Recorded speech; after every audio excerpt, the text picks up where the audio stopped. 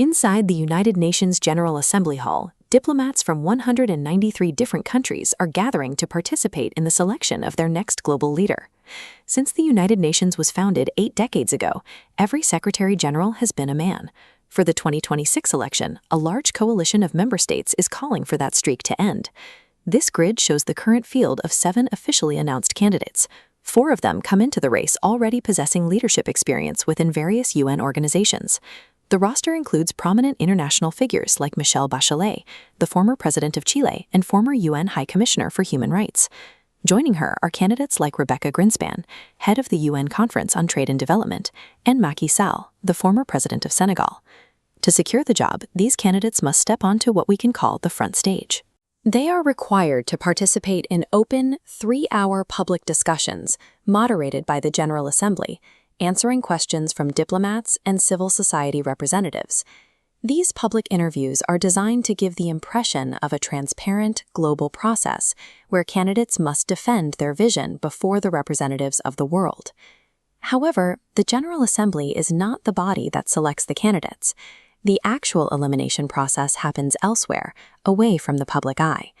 The true power lies here, on the backstage, with the 15-member UN Security Council. Starting in late July, the Security Council began a series of elimination rounds conducted behind closed doors.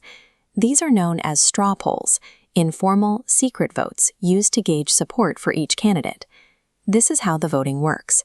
Each council member marks a ballot for every candidate with one of 3 options: encourage, discourage, or no opinion. These early results are strictly confidential. They are managed entirely by the President of the Security Council. The vote counts are not shared with the press. Instead, the numbers are sent privately to the nominating governments and the President of the General Assembly. This wall of secrecy turns the election into a bureaucratic sorting process.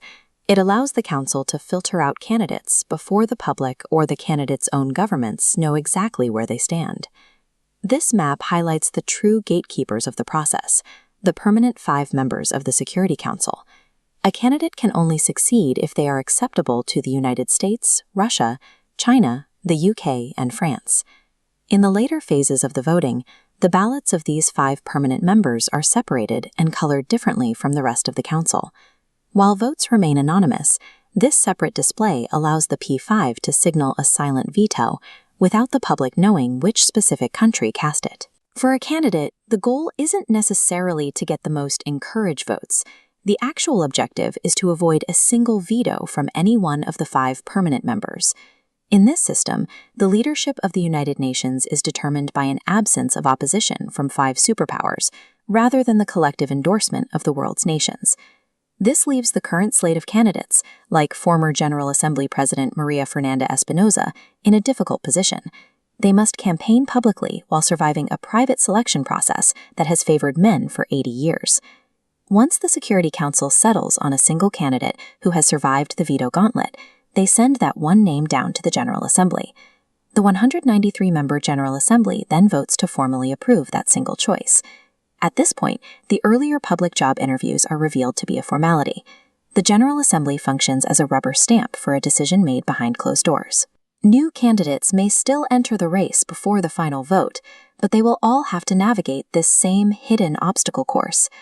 Ultimately, public campaigns matter less than the private approval of 5 specific countries.